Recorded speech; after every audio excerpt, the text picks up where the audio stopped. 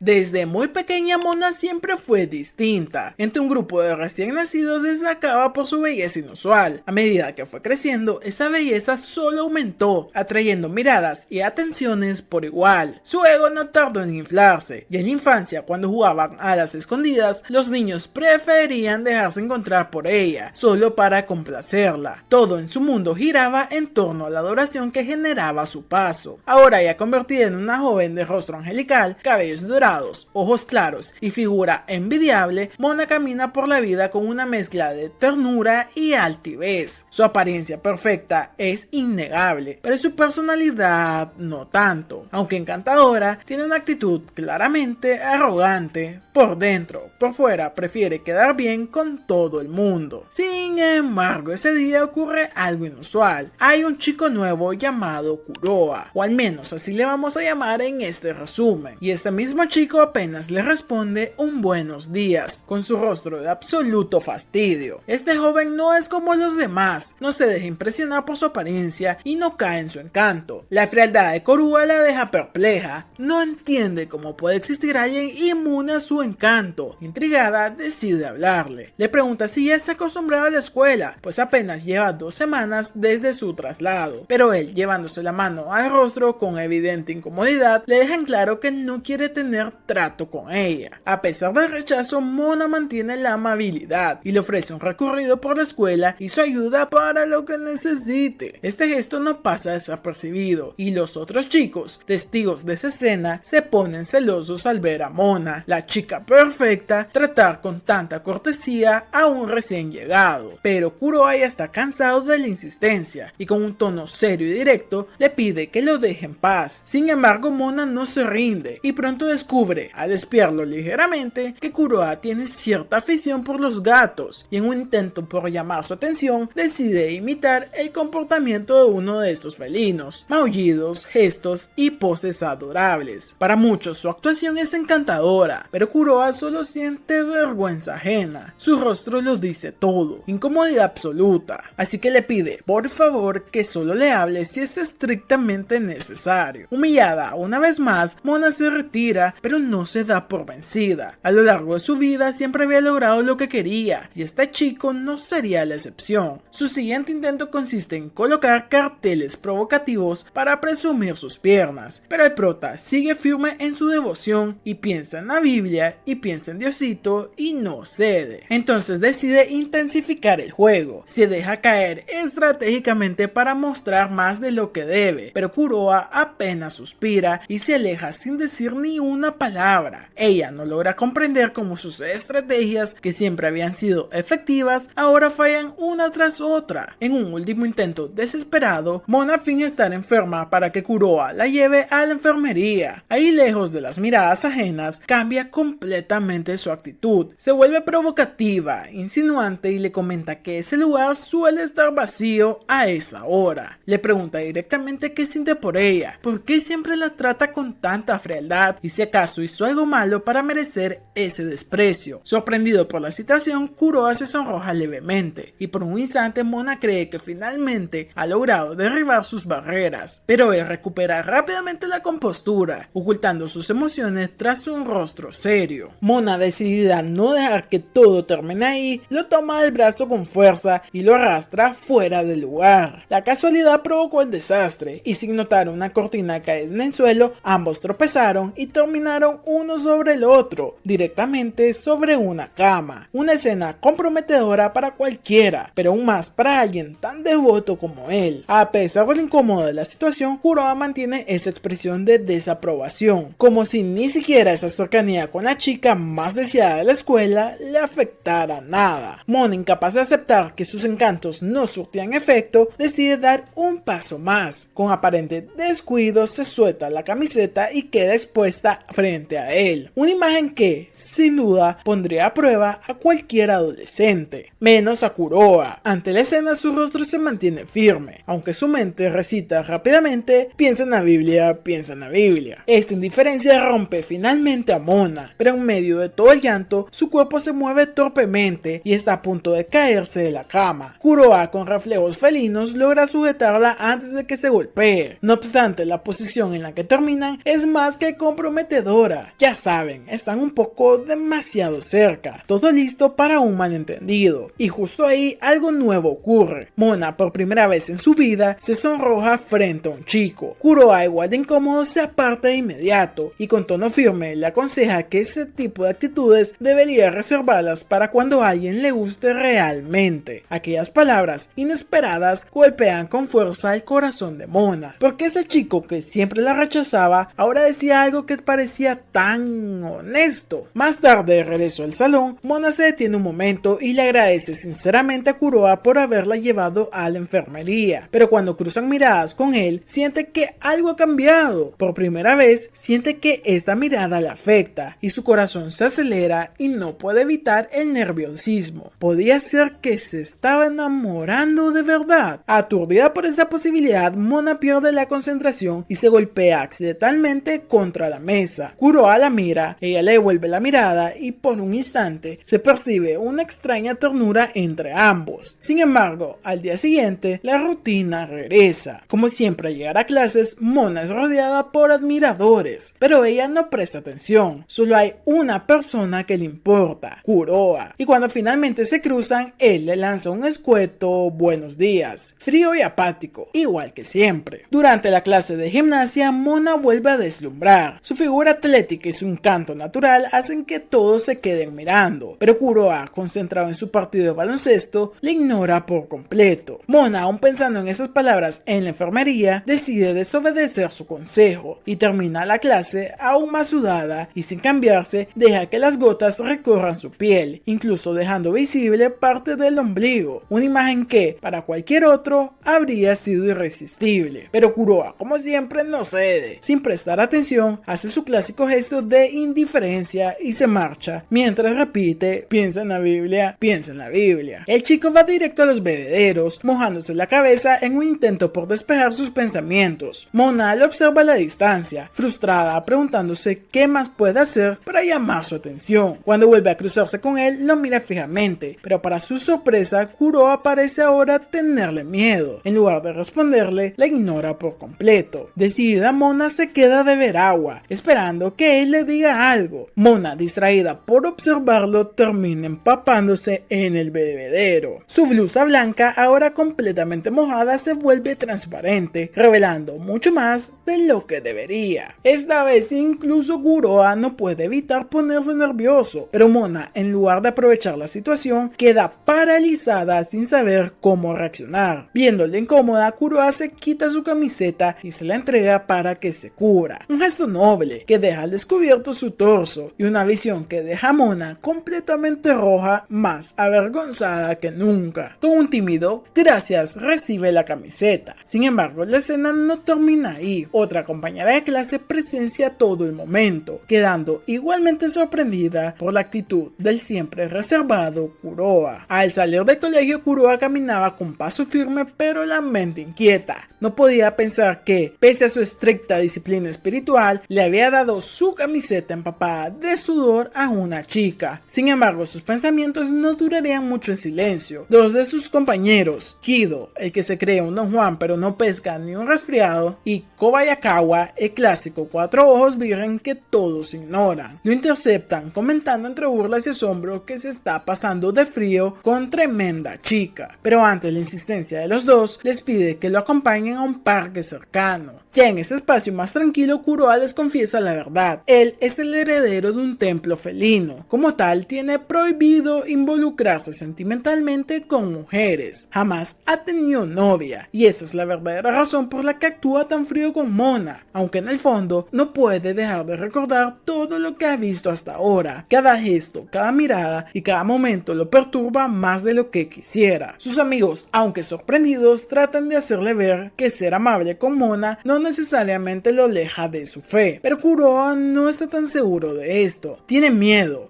a terminar enamorándose. Por eso insiste en concentrarse en sus deberes como monje. Cada vez que un pensamiento impuro aparece, lo combate con oración, visualizando su misión espiritual. Esa fue de hecho su motivación principal al cambiarse a una escuela mixta: purificar su mente enfrentando directamente a la tentación. Al día siguiente, Mona se le acerca para devolverle la camiseta. Le comenta que ya la lavó, pero lo hace con una voz suave, cargada de intenciones ocultas. Kuroa se sonroja discretamente, más aún cuando ella se le acerca al oído y le susurra si acaso quería que oliera a ella. La pregunta lo descoloca. Mona, aunque emocionada por su reacción, también muestra una pizca de vergüenza. Más tarde la escena de siempre se repite. Mona acapara todas las miradas al caminar por el pasillo, todas menos una, la de Kuroa. Durante la clase de arte, Mona se ofrece como modelo para el ejercicio de dibujo, y aunque lo hace frente a todos, su objetivo es claro, provocar a Kuroa. Para llamar su atención, le dice con un tono seductor que está dispuesta a posar como él desee, con la única condición de no hacerlo completamente como Dios la trajo al mundo. Pero el chico mantiene su actitud de siempre, respondiendo con frialdad que no necesita nada en especial. Mona, sin rendirse, comienza a buscar en su celular algunas poses sugerentes que podrían gustarle. Al repasar fotos, recuerda el momento reciente en el bebedero cuando Kuroa no dejó de mirarla. Entonces se le ocurre algo. Se recoge lentamente el cabello, dejando expuesta su oreja con sutileza. Una pose sencilla pero efectiva. Y por primera vez, Kuroa se sonroja frente a todos. Mona lo nota y cree haberlo atrapado. Cierra su mente, entierra el pensamiento impuro y continúa con su mantra: resistir. Más tarde, Mona nota que otra chica la observa detenidamente. Al principio no le da importancia hasta que también se da cuenta de que Kuroa la está mirando, pero esta vez no había hecho nada provocativo. Aún así, él la observa con un nivel de detalle que la desconcierta, deteniéndose en su cuello, sin ningún tipo de intención evidente. Mona, confundida, empieza a sentir calor extraño en el pecho. Su imaginación se desborda visualizando pensamientos que la abruman. Por primera vez, no fue ella quien forzó la mirada, fue él quien la buscó. Incómoda en ese sentimiento nuevo, huye del salón y se refugia en el baño. Ahí reflexiona, siempre fue ella quien buscó ser vista, quien quiso conquistar, pero esta vez esa mirada la desarmó, le hizo sentir nerviosa, vulnerable, como si en un giro inesperado fuera ella quien estaba cayendo. Más tarde, después de clase, Mona se dirige a la biblioteca. Allí, por pura casualidad, se topa con Kuroa. Ambos toman el mismo libro al mismo tiempo. Justo cuando Mona iba a proponer leerlos juntos,